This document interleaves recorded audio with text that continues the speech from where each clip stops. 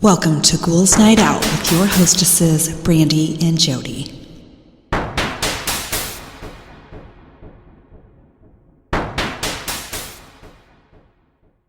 Hello, beautiful ghouls. Welcome. This is Brandy. I'm here with my sister, Jody. Hello. So I did another documentary, and I had a bit of a problem figuring out which one I wanted to do, or deciding which one I wanted to do. So I didn't do paranormal or true crime, really. So I did There's Something Wrong with Aunt Diane. Okay. I watched it on HBO Max. And this is going to bum us out big time. It's a really terrible story.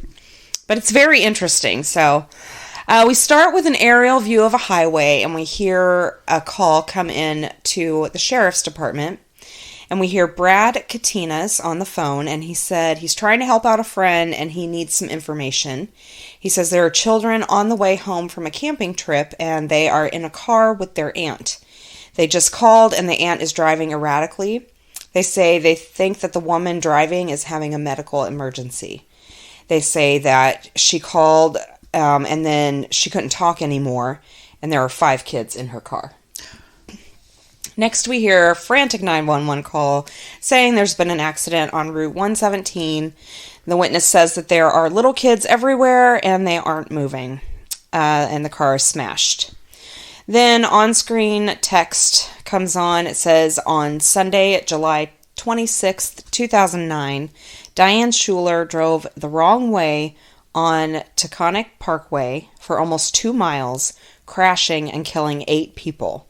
Herself, her daughter, her 3 nieces, and all 3 people in an oncoming vehicle.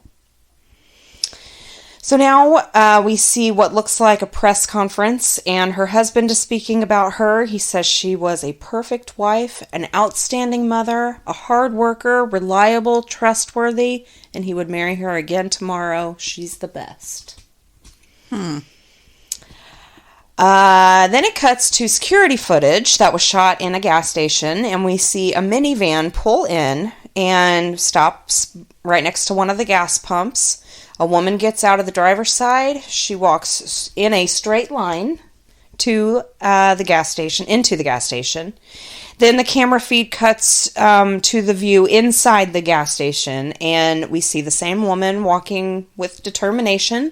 She's walking fast, like she's looking for something specific. Walks directly to the back wall. She looks around for just a second.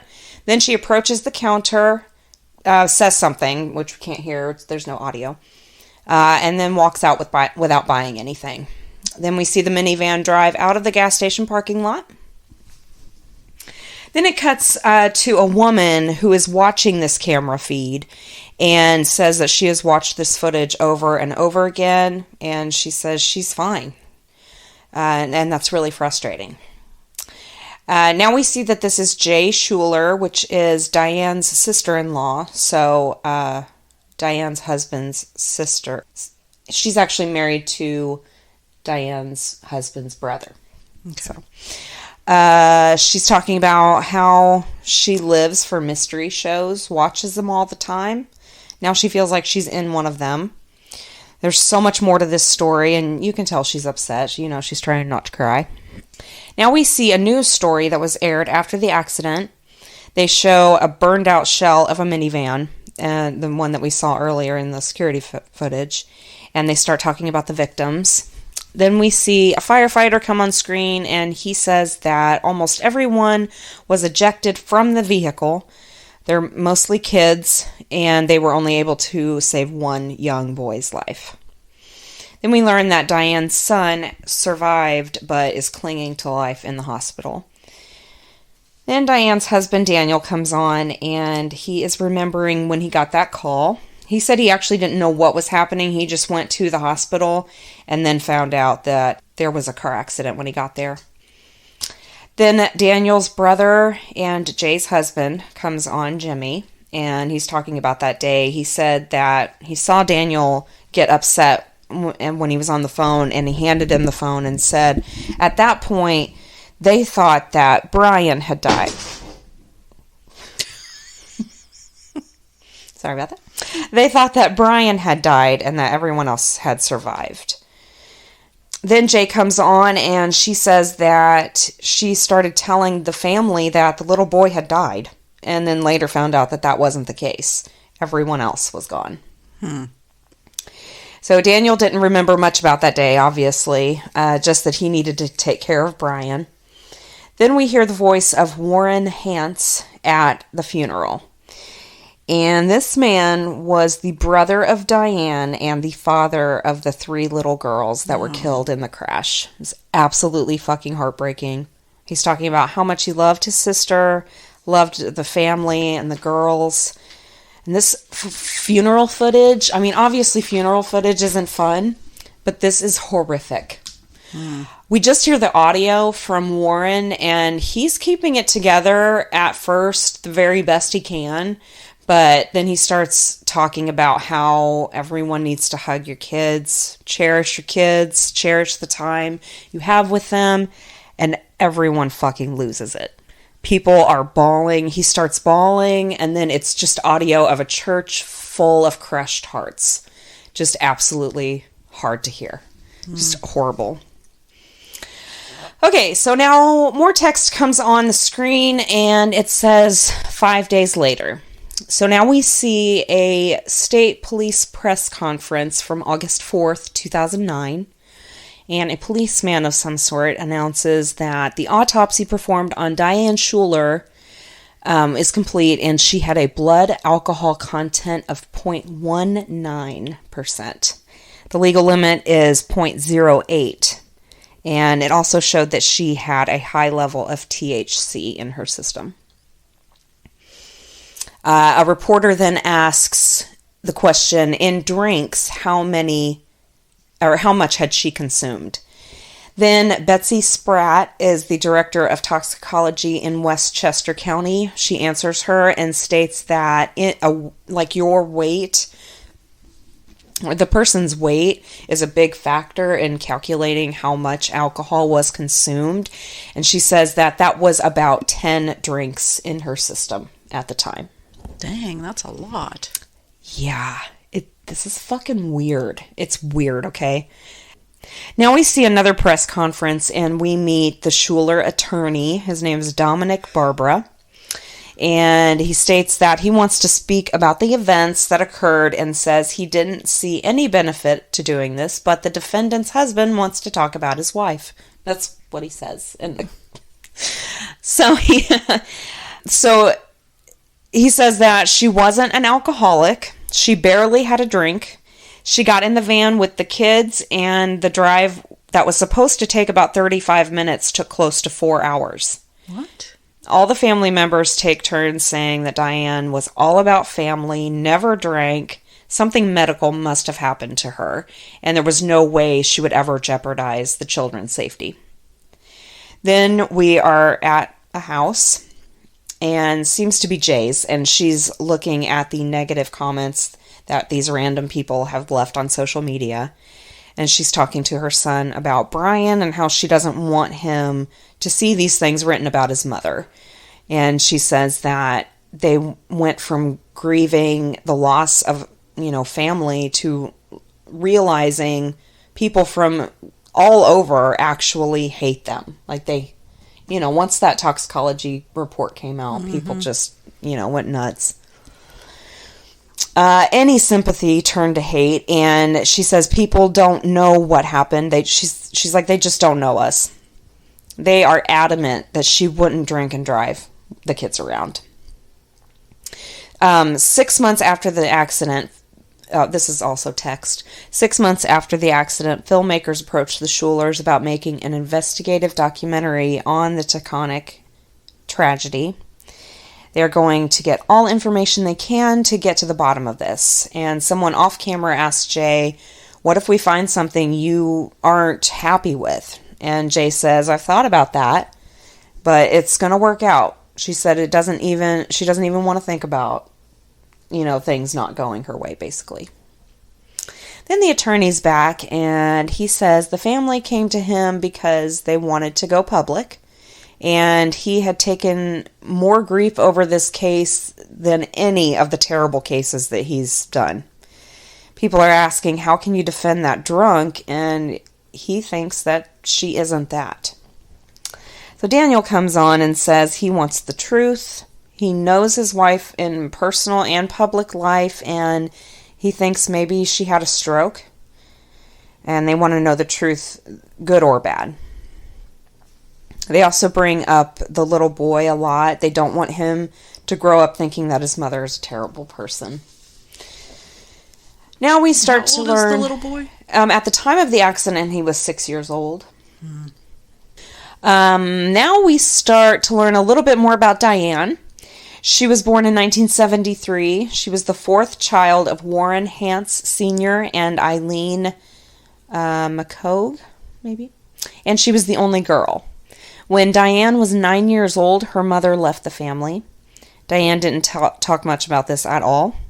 All Daniel knew, which is her husband, was that she left when she was young. Like, she didn't talk about it. Now we're back at the press conference, and a reporter asks Daniel what happened on the day before they left. Daniel starts going through every detail. He said he woke up about 6, went down to the boat to clean it out.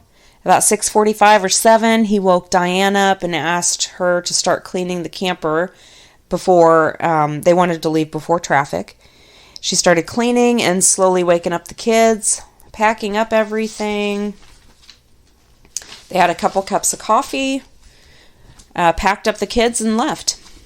Daniel said that it was a great weekend. Nothing abnormal happened. Then they show a bunch of pictures from that weekend, which is really sad because everyone's having a great time.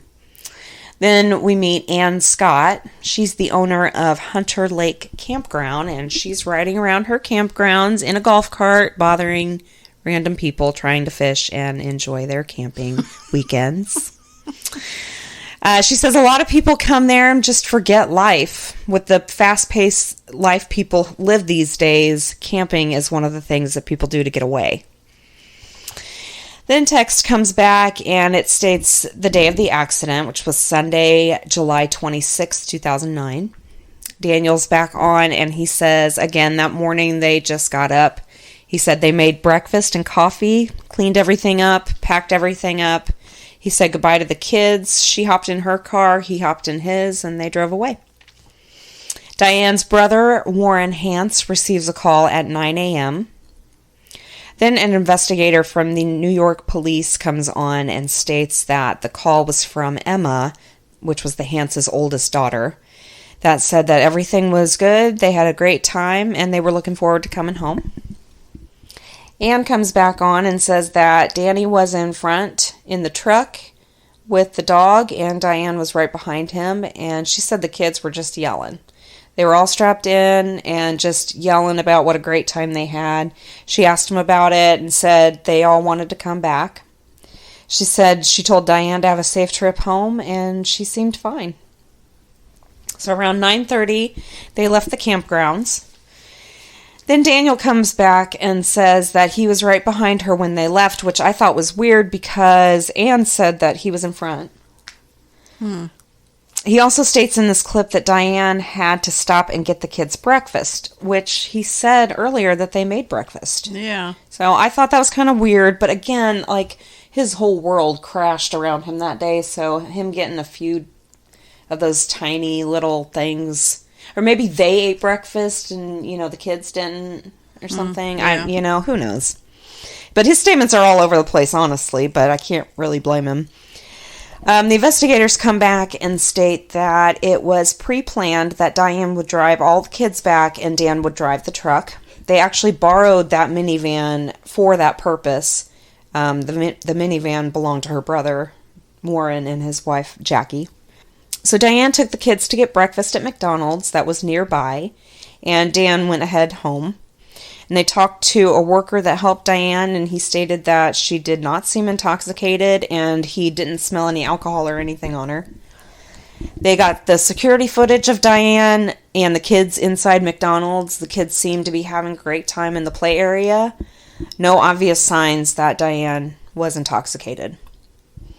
Then the footage from the gas station comes back on, and they say that she walks in and asks the clerk for any kind of pain meds, which they didn't have, so she just left. Again, no obvious signs that she was messed up at all. And they didn't show the McDonald's security footage, but they did show the gas station, and she pulls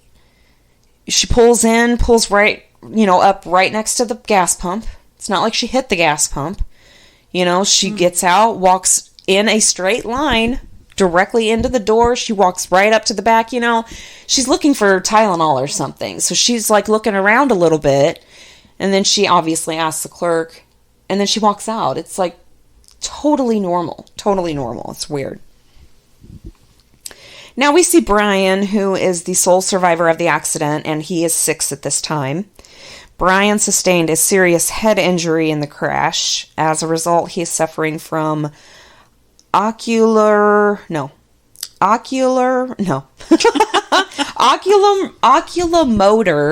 nerve palsy, which affects the movement of his right eye. He has undergone surgery for the injury and does daily eye exercises. Since the accident, Jay has been taking care of Brian 3 to 4 days a week and during the weekend.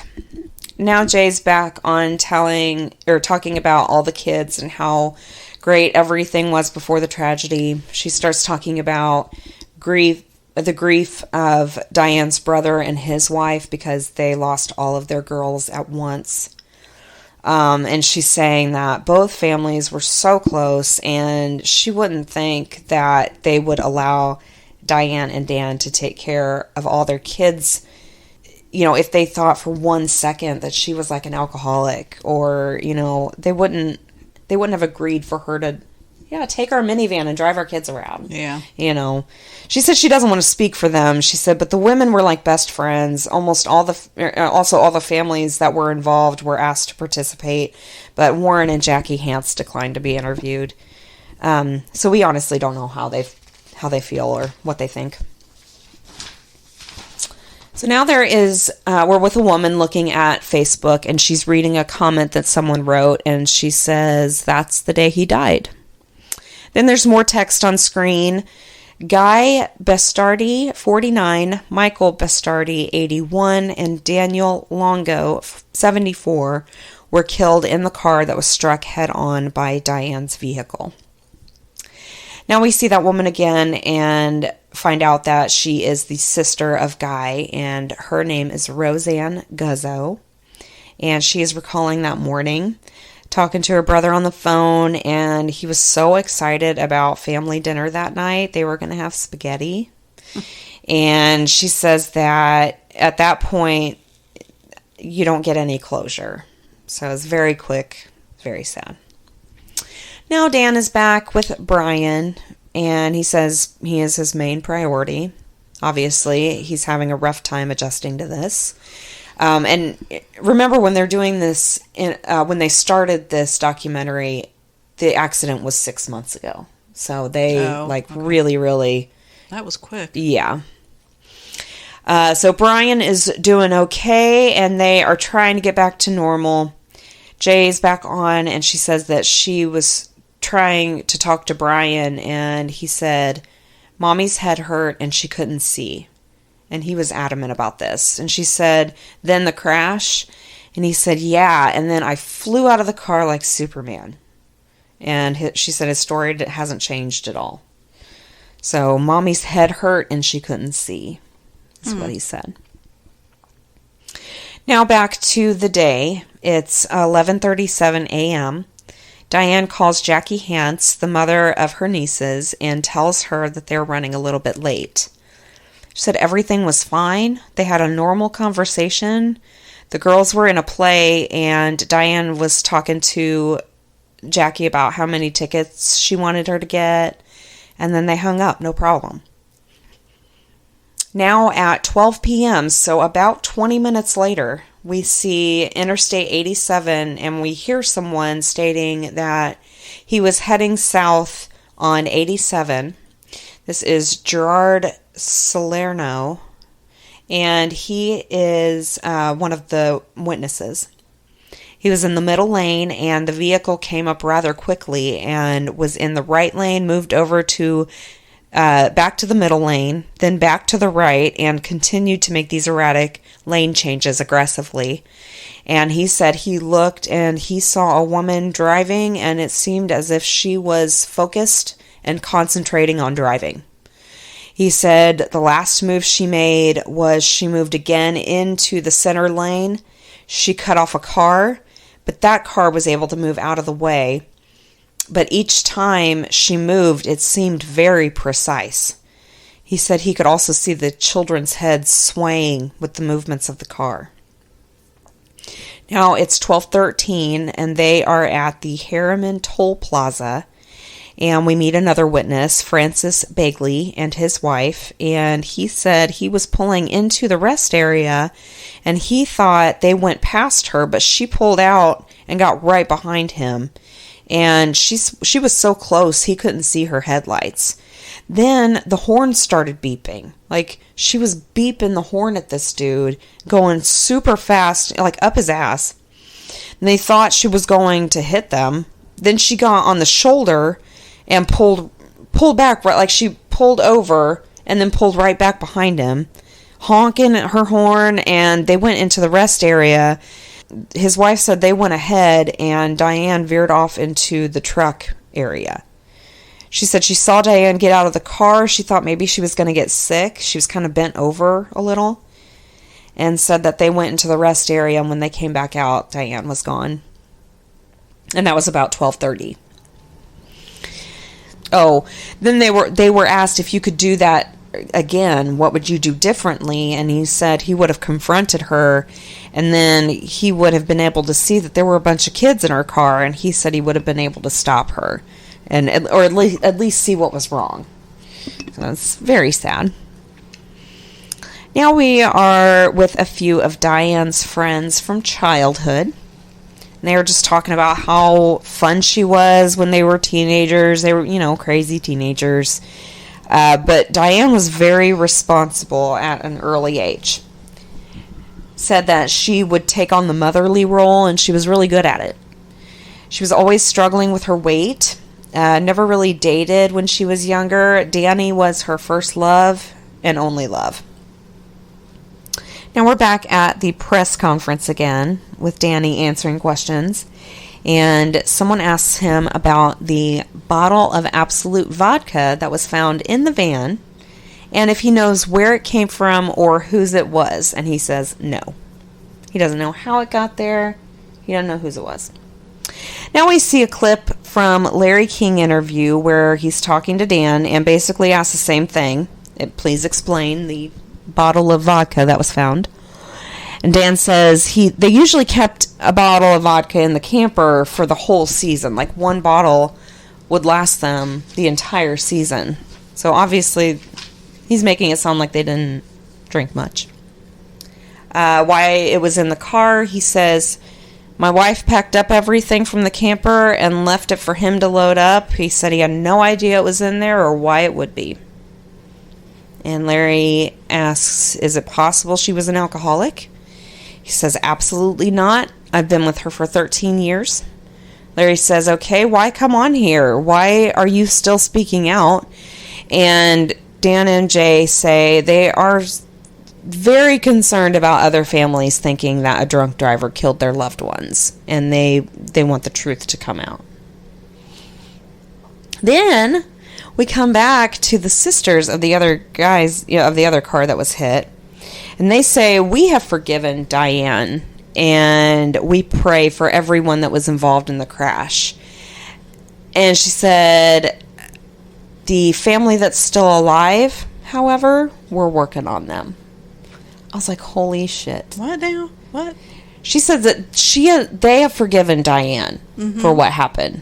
The family members that are still alive of Diane's, meaning her husband, her sister-in-law, she's like, we're working on them.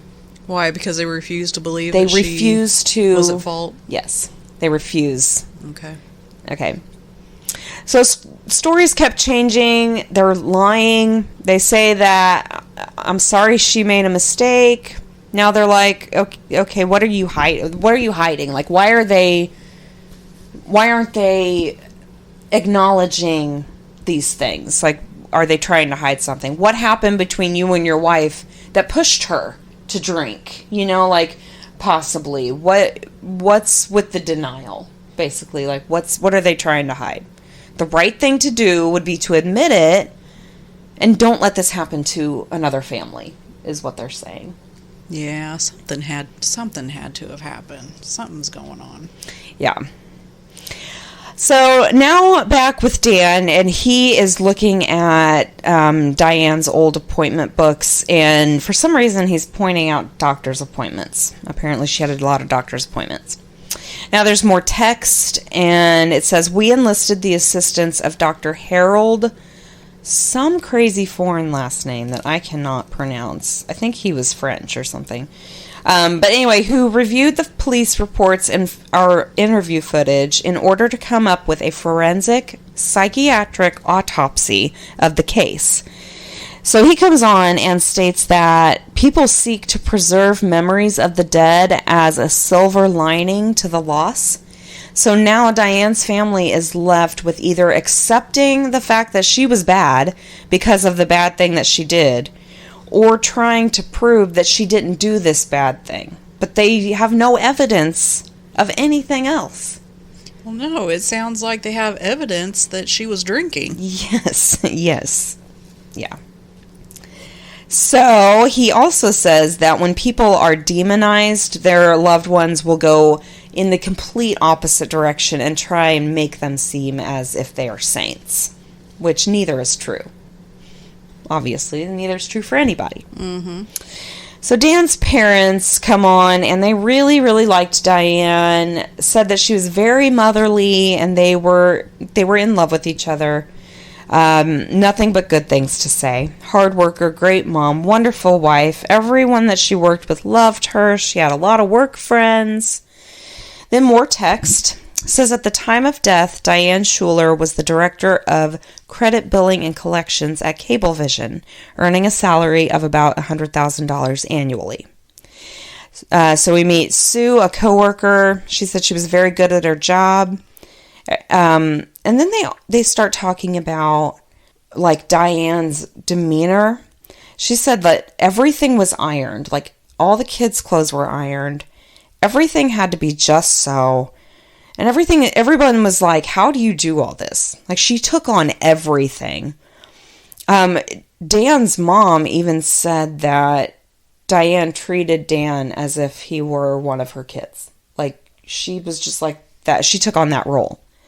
Then she would wait for Danny, and so they worked kind of opposite work schedules, and she would not only do, like, everything for the family, but she would stay up and wait for him to get home and, like, eat with him, and then go to bed for, like, a few hours and get up in the morning, go to work, and, like, do it all over again. Like, it was crazy. Like, So she was the first parent to drop off the kids, always on time.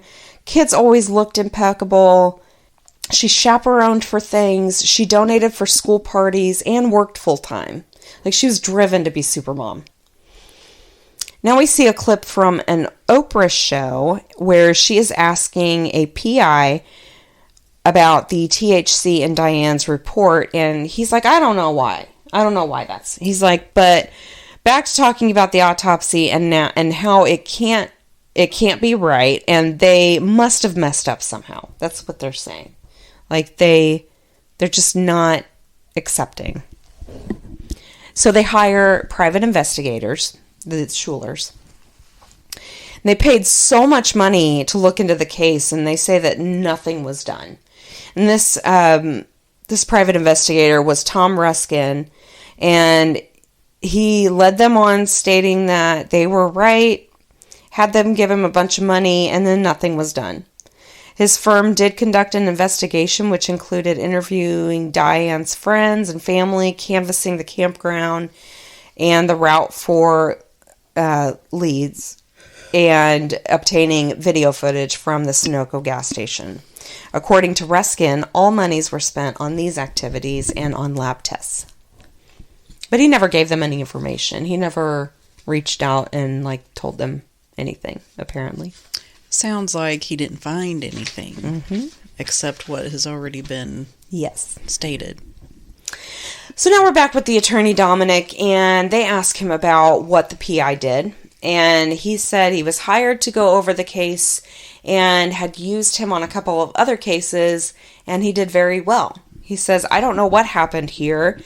He said he picked up the newspaper every day, and there was another story from the PI, and it looked as if he was going against the people who hired him.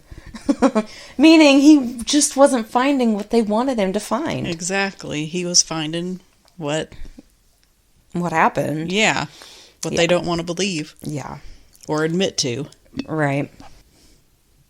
Dominic didn't understand where he was going with it. He's like, I don't understand what he's doing.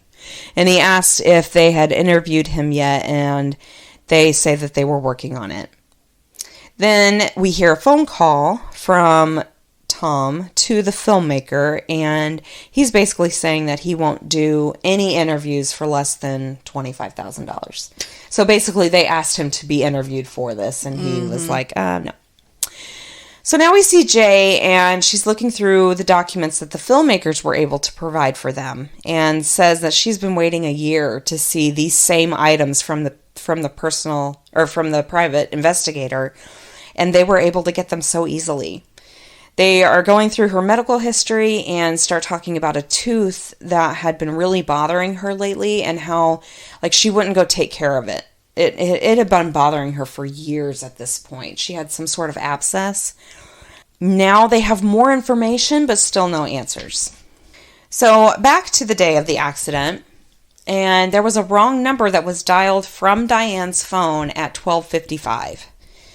Around 1 p.m., Diane calls Jackie Hance and sounds disheveled or disoriented, and the 2.5-minute call ends abruptly. Warren Hance calls Diane back. He stated that she didn't sound like herself, and at one point called him Danny, which is her husband's name. And so he knew something was wrong, and he could hear the kids, like, crying, and told her to stay put. He would be right there. That was at 1:02 p.m. We see the Tappan Zee Bridge. At this point, the kids are all trying to call their parents, saying there's something wrong with Aunt Diane. She can't see. And they were pulled over at that point, and Emma was on the phone with her father, and he said, read me a sign. Where are you? And she said, Terrytown. So he races there and tries to find them. At 1:10 p.m., someone dials 3 wrong numbers from Diane's phone. Warren tries to reach Diane's phone, and the call goes straight to voicemail. She had left her phone at the Tappan Zee Bridge, just sitting on the guardrail in the pull-off to the right. Her entire route up until the Tappan Zee Bridge is exactly what she would have done normally. Then it becomes unclear why she got off on the highway that she did and where she was going, where she went. So now we meet Diane's best friend, Christine Lipany, and they were very different people. Diane liked to be in charge of everything. She says she wasn't perfect, but if she liked you, she liked you. She was okay as long as she was in control. And they asked her about the pain, and she said, yeah, she was having problems with her teeth. But she seemed very normal that week that she saw him the week before, and wasn't able to pretend if something was wrong. So she was pretty transparent. Like, she wouldn't have been able to pretend that she was okay, if, you know. She seemed happy with no marriage problems, but she didn't discuss her marriage at all, which tells me she didn't want anyone to know about it, which means it wasn't very good, right? Mm-hmm. So back to the old friends, and they were talking about how after she met Danny, she became kind of distant and seemed like she was in her own world. She lost connection with her friends. She said there wasn't any fights or anything, but they just didn't talk for the last 10 years or so. So back to Daniel, and he's packing up Diane's clothes so they can try and get DNA off of them to redo a toxicology report. And again, Jay is looking at dental records, talks about how she was always so private. She would always just say, I'm fine, not really elaborating on anything. Filmmakers tried to reach out to her mom, but her mom didn't answer. Then we're back to Christine, and she's like, yeah, I know why Diane's parents got divorced, but wouldn't tell anybody. It was like decades ago, and she's like, yeah, I'm not going to talk about that. So fucking stupid. I was like, what the fuck? Like, their daughter is dead. What? Why? Yeah, what are you protecting? Yeah, what are you hiding? So fucking stupid. Yeah, I'll do an interview, but I'm not going to answer your questions. Stupid. I didn't like her.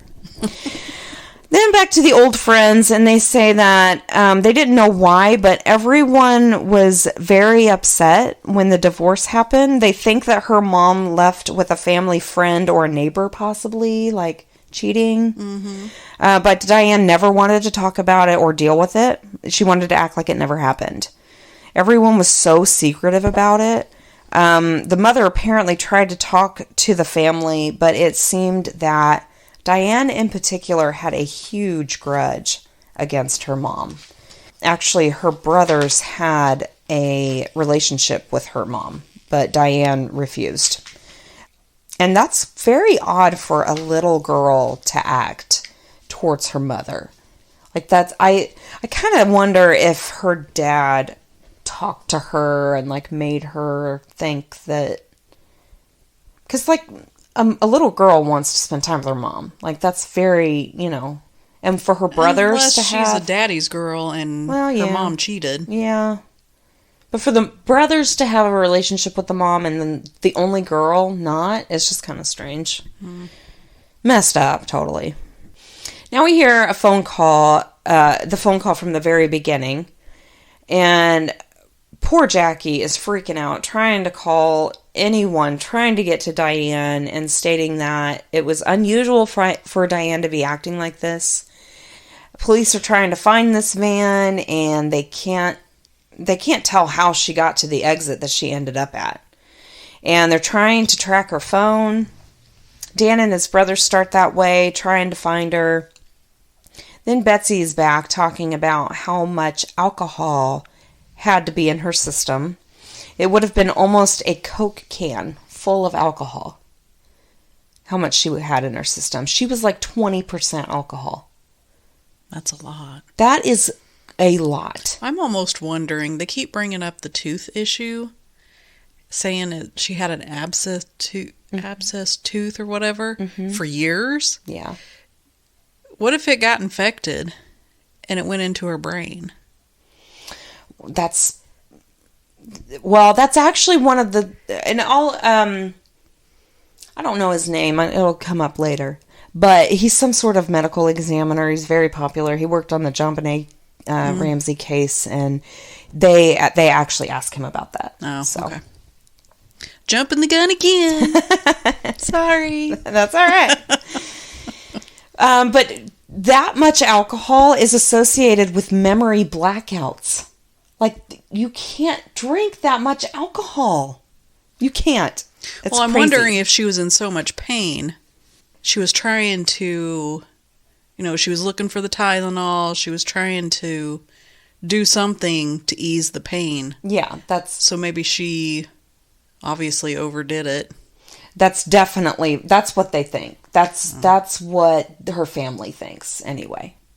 Oh, crap. So when you have that much alcohol in your system, it goes into the territory of alcohol toxicity.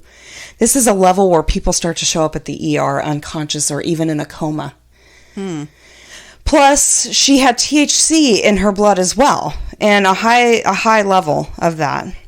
Dan comes on and says she doesn't smoke weed. She does on occasion, but definitely wouldn't that weekend. So first he says she doesn't do it at all, but then she uses it to sleep. Pretty sure at this point Jay smokes weed. She's talking about how she uses it to overcome the trauma associated with her mom too. So Yeah, they smoke weed, but there's nothing like this wouldn't happen because she smoked a little weed. Like, no way. And I can't imagine her drinking and smoking with a bunch of kids in her car. It's crazy. You said that it usually took what? What did you say? 45 minutes or something? The car ride? Yeah. 35 minutes would have been the normal. And it took 4 hours. 4 hours, yeah. So it almost sounds like she kept stopping. Yeah. And probably drank. Oh. And smoked some weed. Maybe. And then would drive a little bit more. The pain would come back. She'd stop. That's a great... Drink some more. Smoke some weed. Trying to get rid of that pain. That's so stupid. No. Oh my God. If that's what she did, then yeah. Oh my God. That's why we have cell phones now. Like... Call someone. Go to the fucking dentist. Seriously. After how many years of having a tooth problem? Well, she apparently went back to the dentist over and over and over again. But for some reason, whatever was going on, she wasn't getting it fixed. But she did go to the dentist because, like I said, he had that appointment book and he was pointing out all these doctor's appointments that she went to. And they got her dental records, her medical records, and they saw every time that she went. But, like, in the last few years, it seemed as if she was trying to deal with this tooth pain on her own. Stupid. Yeah. Especially when it's that close to your brain. Oh, yeah. And you know how much teeth pain hurts? Yeah, that fucks you up. That hurts, yeah. And to deal with that for that long? Yeah. Yeah, I guarantee that's what happened. Yeah, I didn't think about her stopping over and over. Like, I just didn't think about that. Well, you said that, and I'm like, what would cause a little over a half-hour drive to turn into 4 hours? Well, I figured... What was she doing? Yeah, that's a great point, because I thought about that too, but I figured she had, like, she was really fucked up and she got lost or something. Like, that's where my mind went. Well, after she started drinking, she probably did get lost. Yeah. Oh my God. That's a great point. I didn't think about that. Okay, so back to the police. Witnesses said that they are getting onto the highway and saw her driving the wrong way toward them. It was as if they weren't even there. They had to drive up onto the grass, and she moved like she was determined. Like, I have somewhere to be. Focused. Seemed like she knew exactly what she was doing. And she drove almost 2 miles in the wrong direction. Then we hear more 911 calls about Diane. So many people say she was driving completely straight line, like she was determined. And people even saw her like gripping the wheel, like focused, like driving the wrong way. What the fuck? So she was going super fast, pin straight. Said that she didn't have any reactions, no swerving, no braking, no wavering, nothing. It was like those people weren't even there. Witnesses thought that it was someone determined to kill themselves. Like, that's what they thought when they saw her. Now we see Jay and Daniel sit down to meet. Oh, this is Dr. Werner Spitz. This is one of America's most respected medical examiners, to answer questions about the autopsy and discuss options for retesting. So he reviewed everything. He said the autopsy was done properly and well. And Jay starts arguing with him about that she wouldn't do that. She wouldn't drink with the kids in the car. She wouldn't do that. She says that as soon as they found out that an alcohol bottle was in the car, they gave up. Like, dude, yeah, she was drunk. She was drunk. Yeah. I totally believe that. Then Dan asks about the tooth abscess, and he said, could that have caused a stroke? And he says, in theory, yes, but he didn't see that on the autopsy. Apparently, when someone has a stroke, it looks a certain way, that he knows what it looks like. He says that it looks a certain way, and it can't cause alcohol to be in your system. So, like, if you have a stroke, it doesn't like dump alcohol into your... That doesn't happen No. that way. They continue to ask him if anything else could have caused it, and he says yes, but the alcohol content in her blood will always prevail. She was drunk. Now they're saying that she was in some sort of disorientation, that maybe she thought it was water and drank it. Oh my God. I know. No. She was in pain from her tooth, and she kept drinking to try to get rid of the pain. Which is so dumb. So they are insistent that something made her drink. And the doctor says that she may have had so much pain that she needed to get rid of, and maybe that's why she drank. They continue to argue with him, and he says, maybe you should get a second opinion. This is the most well-known. I'm done with this conversation. Exactly. They won't take his word for it. So they say, okay, and they're like, well, I guess the next step is exhuming the body. Crazy. And he says, I hope whatever you find finds you peace. And they leave. It won't. Nope. Though Jay says she's surprised he didn't find anything. So they called to arrange to have everything retested, and they said that they already have been sent to another lab by the PI months earlier. What? So Tom got the results, and he still has them, and they would have to go to this private investigator to get the results now. So they're like, why didn't they give us why didn't he give us the results? So Dan is back on, and he's talking about how hard it is for him to work and take care of a kid on his own, and it's getting real old. Where? I know. They ask him, what? And he says, every woman does it on her own, but that's too much for him. That's what I put in there. Yeah, that's exactly what I was thinking. Then they're like, what? And he's like, oh, like schoolwork and laundry and taking care of the house and working a full-time job. Oh my gosh. Like the same thing women do. Every woman in the world that your wife, every woman, but that your wife did, and so much fucking more for you for a year. How many years?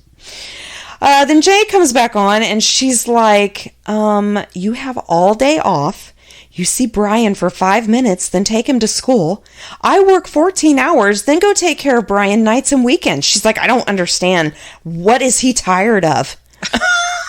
oh my God. He's driving her insane. Everyone seems real fucking tired of Dan. Dan dismisses Brian a lot. Seems like a fucking dick. Jay keeps talking about how Dan won't let Brian talk about things or reminisce about his mom and his sister. He just says that he needs to accept it, that this is how things are now. I bet you anything Dan is somehow partly responsible. Absolutely. For this. I somehow. Totally, yes. He put too much on her shoulders, and she couldn't take it. Not that she did it on purpose, but I mean, how much fucking more can one person do without any help from her partner? Yeah, something else is going on too. Yeah. So Jay said that she actually told a pediatrician, and they spoke to him. So he's finally taking Brian to therapy. And she also said that he told her that he never wanted kids. Now look where I'm stuck. What? Yeah. What a piece of shit. He's like, she was supposed to do all this. Ugh. Yeah. Fuck off. I know. He needs therapy too. He just seems angry. He really just is. I mean, it's kind of sad because he lost, his wife and his daughter, and he's angry, but he's projecting it way wrong. He's being a dick. Yeah. So there will never be any concrete evidence of what happened. Did she, was she in so much pain that she just started drinking? But she was beyond intoxication. What she did, I mean, that was beyond. Did she have a fever? If she had a fever and started drinking and smoking, she could have went into delirium. And delirium is actually a temporary state of mental confusion resulting from high fever, intoxication, shock, or other causes characterized by anxiety, disorientation, memory impairment, hallucinations, trembling, and incoherent speech. So a brain event triggered, maybe, could have caused her mind not to be right. Mm-hmm. So then Tom actually calls Jay back, which is the private investigator. And he says, I sent the results to your attorney months ago. Mm. And he's like, I tried to get in touch with you. He's like, I tried to get in touch with everyone and no one answered. And Jay was like, oh yeah, our attorney told us not to answer because you weren't doing anything. He's like, yeah, I was trying to get the results to you. And he then tells her that everything was done properly and nothing has changed. The results are the same. Now Jay says, I'm very confused. And she doesn't know what to believe now. He says, you need to listen. He's like, you need to listen to me. He's like, believe me or not, I can't do anything about that. He's like, also, the DNA matched. So it was her toxicology report. And she's like, well, I don't know what to do now. And he's like, I'm just returning your call.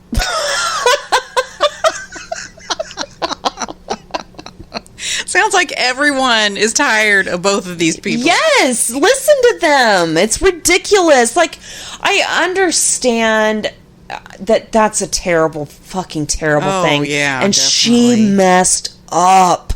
But that doesn't make her a bad person. That means she fucked up. She's human. You know what it sounds like to me? It sounds like the husband and who is she? The sister-in-law? The sister-in-law.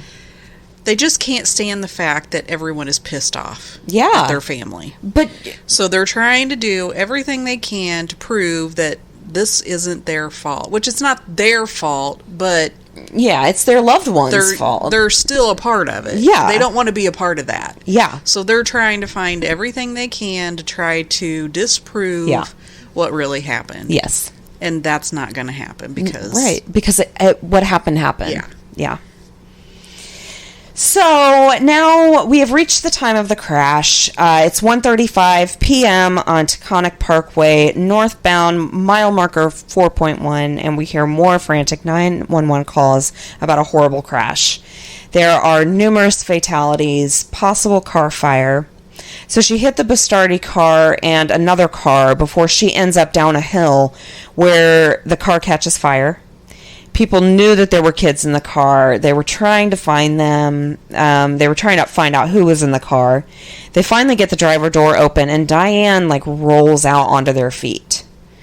And they show pictures of her at this point, and she looks oddly fine. This really made me realize that I don't understand how car crashes work. Because she was in the driver's side. She has no visible injuries. She looks perfectly normal, and she's dead. It's very strange. Well, did she die? Did she die and then the car crashed? I don't know. Like she had so much alcohol that it killed her? Or she could have passed out. She could have passed out. Passed out like a coma or whatever, and they crashed and she was already dead before possibly the crash I don't know. happened? I don't know. Or she died and that's why they crashed? I don't know. But they said they had to actually step over her to find the kids. Also, the kids were all piled up on top of each other, and they were all dead too, except for Brian. Of course, Brian was at the very bottom. So many people were trying to help. Traffic was completely stopped. They showed pictures of the interstate. The scene was absolute chaos. People were screaming and crying. There were a bunch of kids dead everywhere. All the guys in the other car, all were dead. There was nothing anybody could do. It was just awful. I couldn't imagine going through something like that. Hell no.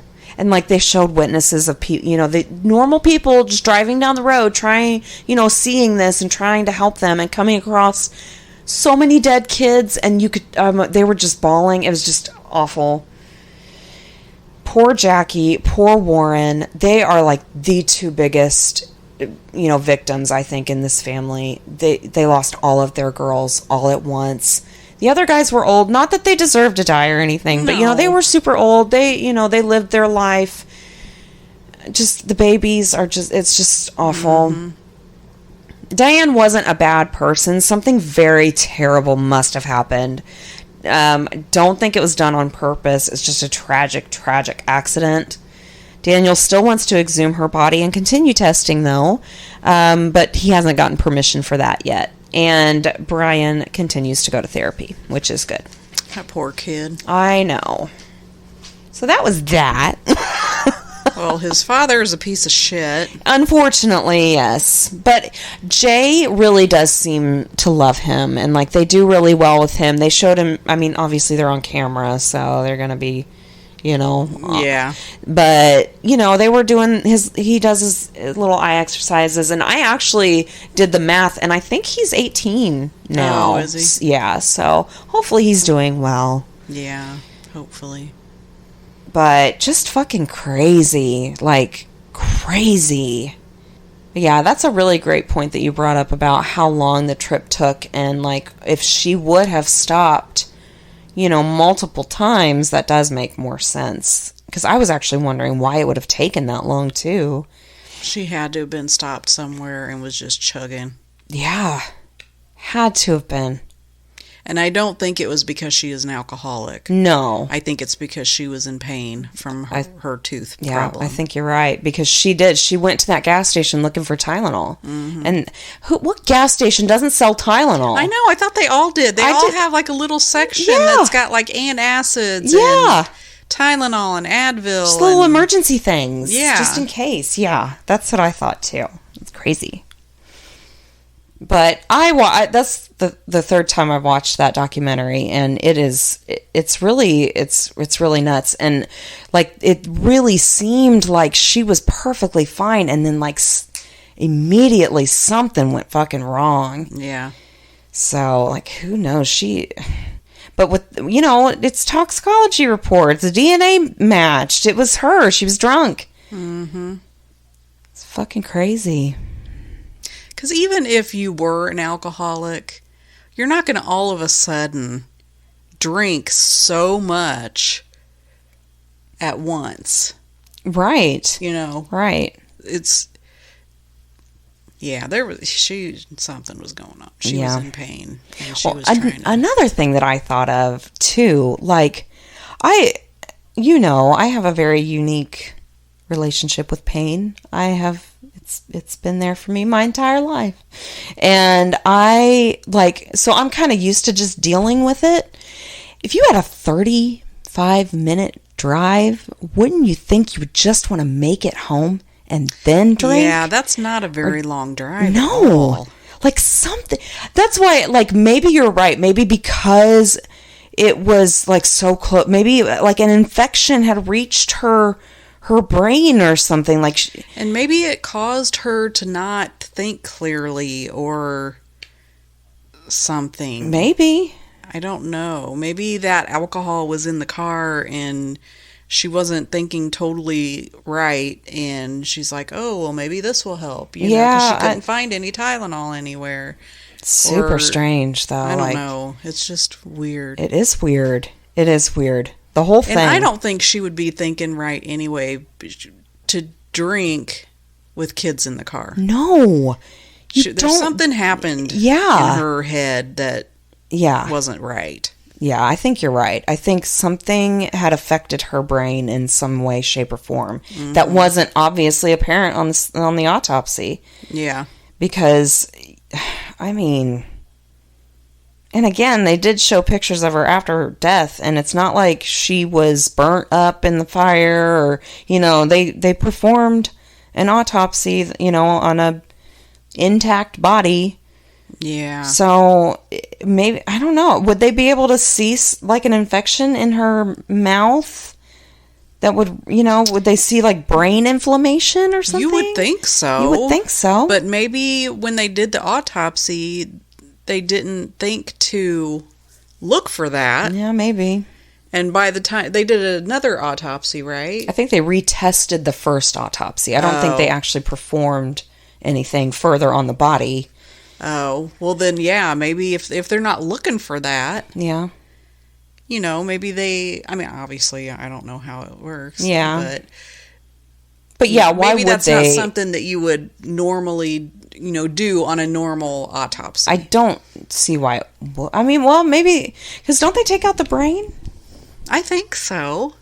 Think But that it maybe was like the swelling wasn't so obvious. or maybe there's normally swelling on the brain after car accidents. So like it didn't seem. Yeah, maybe they did see it, but they just assumed it was from the car accident. Crazy. I don't know. That's weird. It is. It's very strange. And like I said, this is the third time I've watched it. I don't know why. It just really intrigues me. I hate stuff like that, though. Yeah. I have this love-hate relationship with unknown. Unsolved things. Unsolved, Yeah. unknown. Same. What the fuck happened? I want to know. Yeah. Yeah. And I hate those stories that you're never going to know. Yeah. Yeah. And unfortunately, we won't know. The only survivor was 6 at the time. He didn't know what the fuck was going on. Yeah, poor guy. I know. All right. And did the kids not have their seatbelts on? Well, that's what I was thinking, because when they left the campgrounds, that the owner said that she saw them strapped in their car seats. But one, if they had stopped a bunch of times, they were scared. At one point, they were calling their parents. They were scared. And the oldest was 8, I think. Oh. So if Diane is up there doing who knows what, and they're scared, they're going to take their seatbelts off. They don't know, any better. And there's nothing they can do about it. Yeah. So, yeah, I'm pretty sure all of them, except the little boy, probably had unbuckled. Yeah. And, we're trying to survive somehow. That's just so sad. It is sad. I feel sorry for all of them, including that Diane. Oh, yeah, lady. I do too. 'Cause something happened that was not normal. Yeah. Yeah. Well, thank you so much for listening. Send us your stories. We need them. girlsnightoutpodcast@gmail.com. If you have any documentaries that you don't want to take the time to watch, I will watch them and tell you all about it. You can give us suggestions, rate, review, and subscribe wherever you listen, and we will talk to you next week. Later. Bye.